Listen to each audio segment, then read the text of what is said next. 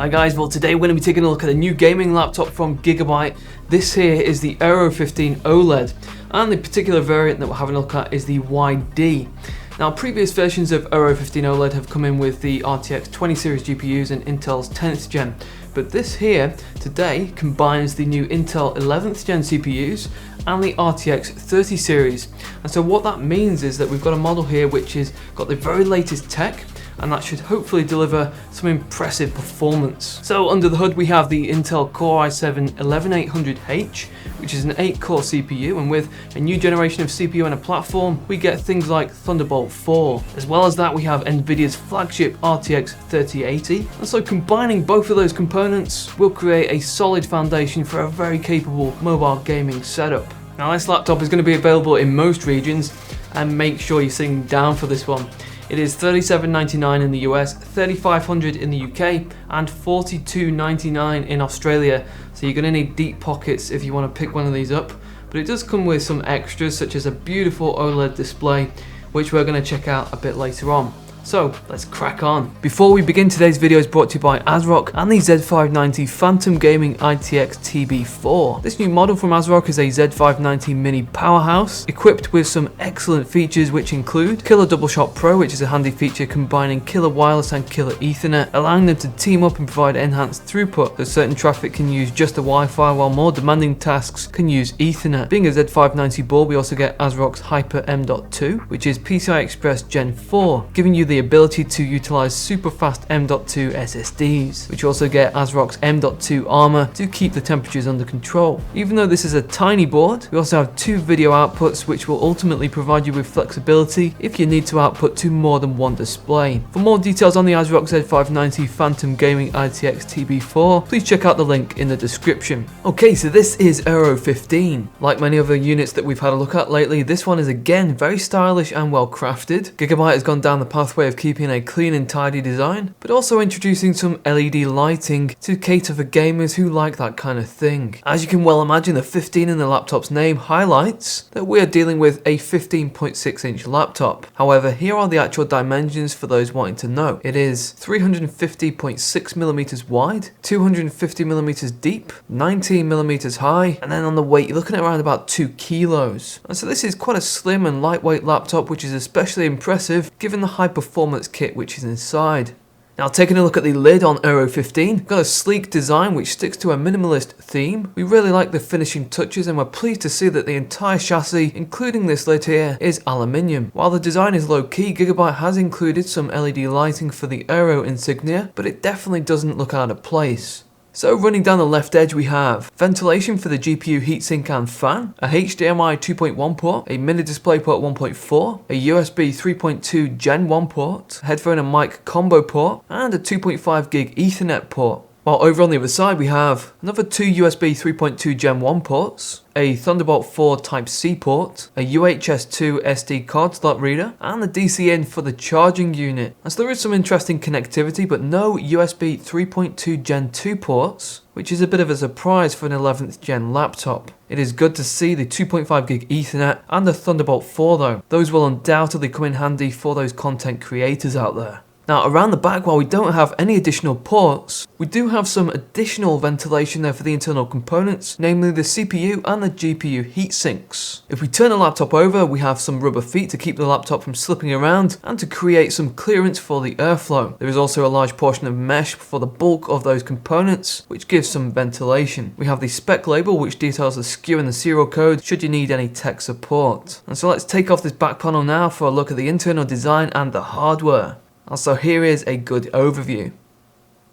So the CPU inside our laptop is based on the 11th gen Tiger Lake architecture. It is the Intel Core i7-11800H, which is an 8-core 16-thread processor. This can turbo boost all the way up to 4.6 GHz. And then the graphics delivery is handled by the almighty Nvidia RTX 3080 GPU, and that is a Max-Q design. This is the highest performing GPU for laptops at the moment and comes with 8 GB of VRAM. It's a shame we haven't got that 16 GB version. Now, this GPU would cut through 1080p with ease, but this laptop has a 4K display, so that is a significant challenge, especially if we slap on that ultra detailed preset. and it's one that we're going to take up later on in our video when we run some games, so stick around for that. So both the CPU and the GPU have their dedicated heatsink and fan. This is Gigabyte's Windforce Infinity setup, which consists of 2 fans and 5 copper heat pipes. Again, later on we're going to showcase how efficient this is in a typical gaming environment, and I can assure you that it does a good job in handling both components. For the system memory, we have 16GB of Crucial DDR4, which operates at 3200, and that is in dual channel. It's always pleasing to see dual channel, as that gives us better performance, and 16GB should be more than enough for most users. For storage, we have just one drive, and it is a PCI Express driven M.2 using Gen 4, since we now have PCI Express 4 with Intel's 11th gen. So this is a 1TB drive capable of super fast transfer rates that we're going to show later on. As you can see, there doesn't appear to be a brand name printed on it, and researching that model name doesn't give anything away, so I'm not quite sure who the supplier is. Now if you wanted to add in another M.2, there is space for it there, but this is Gen 3 or SATA, but nevertheless it's still nice to have that option. The battery inside this laptop provides 99 watt-hour, and we tested it out and received around 3 hours, and that involved light usage. So that isn't too bad at all, but it is quite a bit different to the claim of it being an all-day battery. It might be all day if you leave it idle on the desktop. As always, if you're going to be gaming, make sure that you've got the charger connected so that NVIDIA power saving doesn't kick in. By having the charger connected, you're going to get the best performance from the GPU.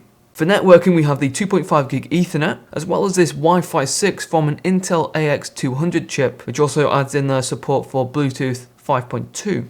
Now the screen is one of the main attractions to Aero 15, and it's why we get that OLED in the model name. This laptop comes in with a beautiful Samsung OLED display, which gives us a significant upgrade to brightness, high contrast ratio, and supports higher color gamut. Now this is a 15.6 inch display, but the native resolution is 4K, which for me is unbalanced. 4K should really be reserved for 17 inch and above. And even with the RTX 3080, compromises may come in when gaming at such a high resolution. In some games, the ultra detailed preset may cause the frame rate to drop below 60, which is not what we want. So personally, either 1080p or 1440p is the best size for laptops, especially when we're looking at a 15.6 inch. However, the display is phenomenal in terms of its quality. It has the X-Rite calibration, as well as being Pantone certified, and that is all done to each individual unit before it leaves the factory. It also benefits from a super thin bezel, as you can see.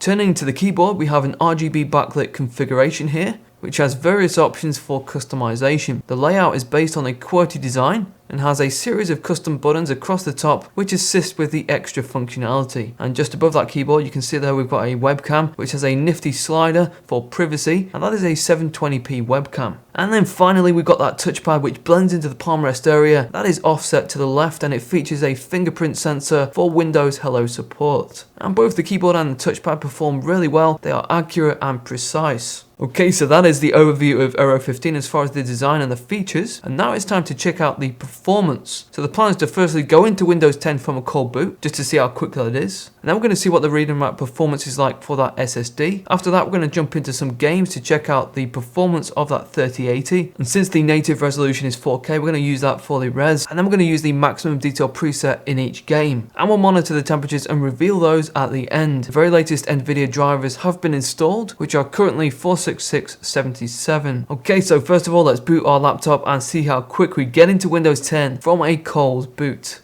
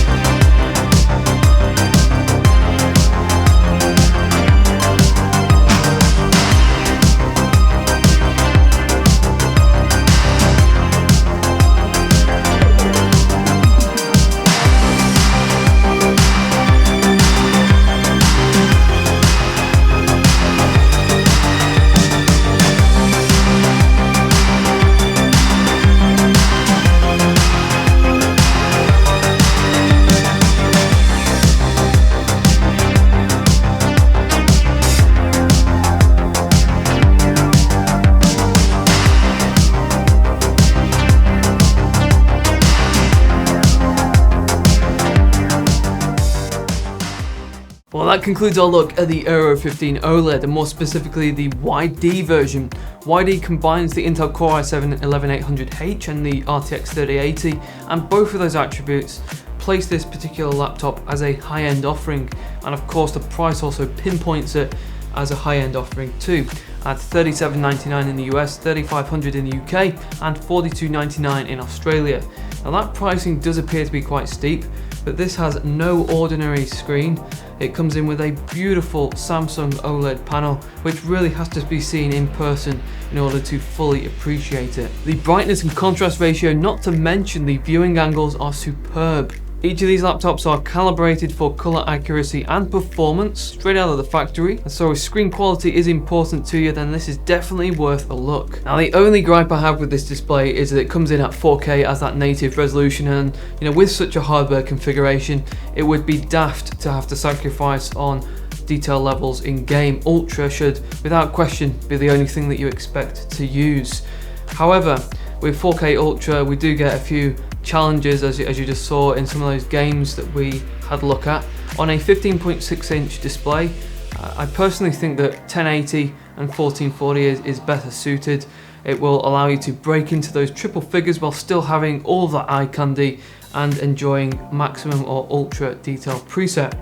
However, aside from that, this is a great laptop. It presents us with a platform which is offering that good blend of content creation and a bit of gaming, and the OLED display, the super fast Thunderbolt 4, and of course the Gen 4 M.2 SSD are those tools that content creators are looking out for. But what do you guys think of this particular model that we've been having a look at today, guys?